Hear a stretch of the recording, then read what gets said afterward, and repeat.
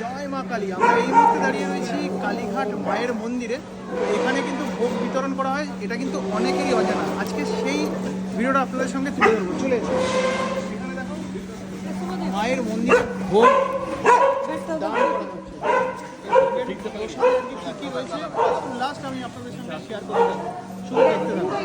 দেখো এই দেখো, এখানে কিন্তু মায়ের ভোগ খাওয়ানো হচ্ছে এবং এই ভোগটা কিন্তু প্রত্যেক দিন বিতরণ হয়, প্রত্যেক দিন বিতরণ হয় মায়ের পুজোর পর। চলো দেখুন, এখানে কিন্তু খাওয়ানোর পর্ব চলছে। দেখুন, দেখতে থাকুন। দেখুন, জয় মা কালী। সবাই মিলে একসাথে বলুন জয় মা কালী।